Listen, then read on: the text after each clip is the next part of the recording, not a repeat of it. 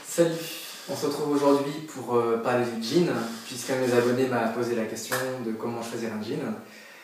Donc voilà, effectivement, c'est un bon thème pour faire une vidéo. Et du coup, je porte aujourd'hui un jean, qui est un jean G-Star. Voilà. Alors en fait, c'est un jean que j'ai acheté à Avignon, en solde. Alors, je ne sais pas si vous connaissez la marque G-Star, je pense que pour la plupart d'entre vous, oui. En fait, c'est une marque de très bonne qualité.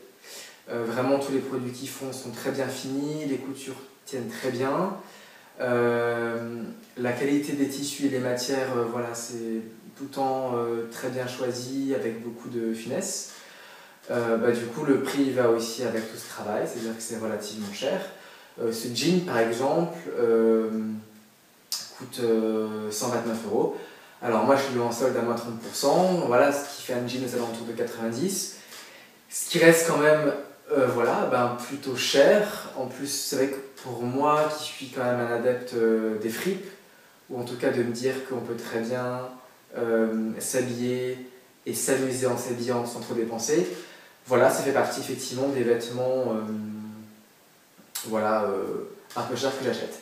Alors, la raison pour laquelle j'achète un jean à ce prix-là, c'est parce que pour moi, en fait, un jean, c'est important que la qualité de la toile soit vraiment au top.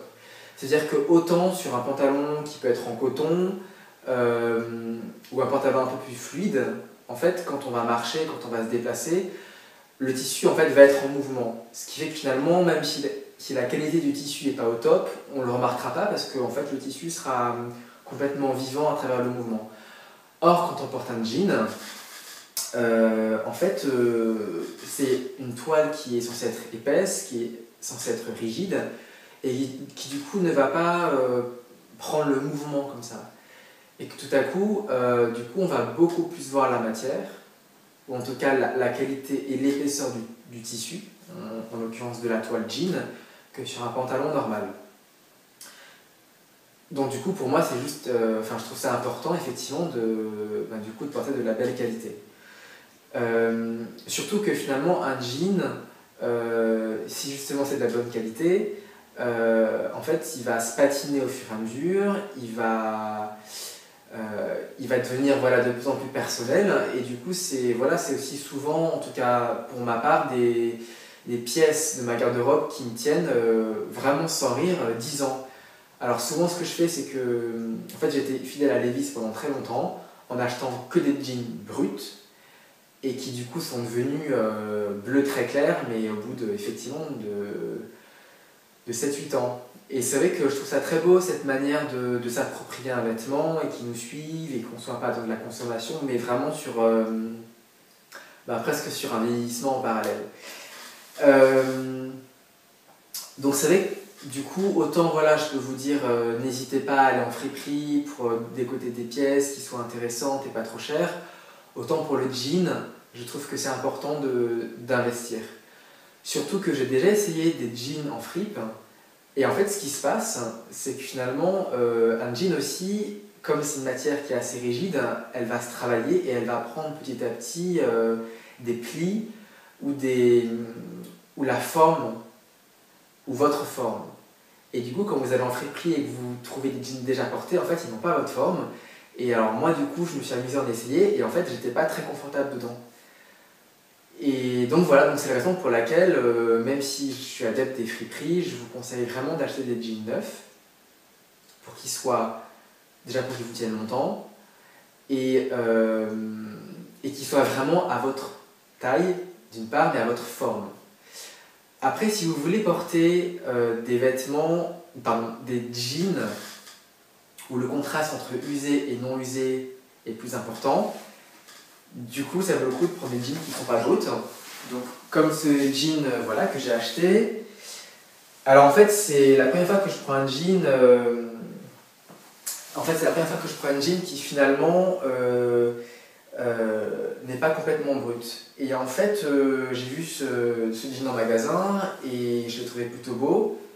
Et j'ai dit pourquoi pas l'essayer. Et en fait, je me suis rendu compte que ça m'allait plutôt bien. Donc, du coup, je l'ai acheté.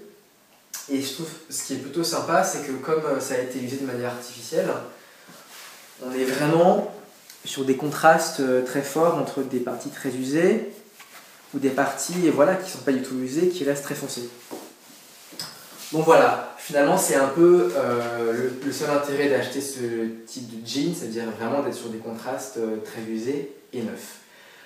Du coup, si vous achetez ce type de jean, prenez le temps de les essayer sur vous, parce qu'en fait, comme ils ont tous été usés, en fait, c'est un processus qui se fait à la main. Du coup, ils vont tous être différents, c'est-à-dire que l'usure ne sera pas la même, pas exactement aux mêmes endroits. Donc du coup, voilà, prenez juste le temps de bien le choisir, parce qu'on n'est pas effectivement sur le même jean en série, mais chaque jean a vraiment sa propre personnalité. Voilà ce que je voulais vous dire au niveau du jean. Sinon, si une petite chose encore, quand vous essayez un jean, bon, la chose la plus importante, c'est effectivement au niveau de la taille. Faut bien que ça vous prenne la taille. Ça veut dire qu'en fait, quand vous achetez un jean, bon, déjà vous allez voir, il y a ou taille basse, ou taille haute, ou slim, ou fit, ou large. Et en fait, un jean, ça se porte de la manière dont il a été conçu. Ça veut dire que ne vous amusez pas à porter en taille basse un jean qui est juste trop grand pour vous, parce que ça ne marchera pas, parce que les poches elles seront mal placées à l'arrière, parce que les fesses ne seront pas bien galbées, enfin voilà. Je pense qu'effectivement pour un jean, c'est hyper important de prendre quelque chose qui vous aille parfaitement. Donc parfaitement, c'est-à-dire la taille. Et ensuite, en fait, c'est au niveau des fesses. Alors, il y a deux possibilités. Ou vous prenez un jean qui, effectivement, est très moulant et vous prend complètement les fesses. Ou autrement, si vous prenez un jean qui ne vous prend pas complètement les fesses, veillez à ce que le jean, ici, en fait, il soit bien plat, ou que ça commence à prendre le haut des fessiers. C'est-à-dire que si vous prenez un jean qui est trop serré, ça va en fait plisser, et franchement, c'est horrible. Ou si vous prenez un jean trop large, ici ça va flotter et ça va pas être beau. Donc vraiment, prenez un jean qui vous prend en fait toute cette partie-là bien proche du corps. Si c'est un jean plutôt taille basse comme celui-ci, aucun problème que ça soit un peu flottant. Si c'est un jean slim, faites en sorte que ça vous prenne bien la fesse et que ça vous mette en valeur. Alors sinon, pour compléter le look, je porte en haut en fait un débardeur qui vient de chez Topshop, qui est une marque anglaise que j'ai connue à Londres, dont je n'ai pas trouvé de magasin en France. Et en partant à Istanbul cet été, il y avait des magasins Topshop, du coup j'ai rapporté ça. Et en bas, c'est des petites chaussures en toile, genre un peu espadrille, que j'ai acheté au magasin Mage à Paris dans le 4e. Voilà pour le jean. Écoutez, j'espère que cette vidéo vous aura intéressé, que ça vous aura apporté quelques réponses. En tout cas, n'hésitez pas à me faire part de vos commentaires, ils sont toujours les bienvenus. Si vous avez des questions précises, posez-les-moi. Merci à mes abonnés, qui sont des super abonnés, qui participent, voilà, qui commentent. Vous êtes de plus en plus nombreux, ça me fait très plaisir. Et aussi un petit clin d'œil aux internautes qui sont venus sur ma chaîne via le site Influence, avec lequel je collabore depuis très peu de temps et avec qui voilà, je suis très heureux de travailler. Écoutez, je vous dis à très bientôt et au plaisir. Salut!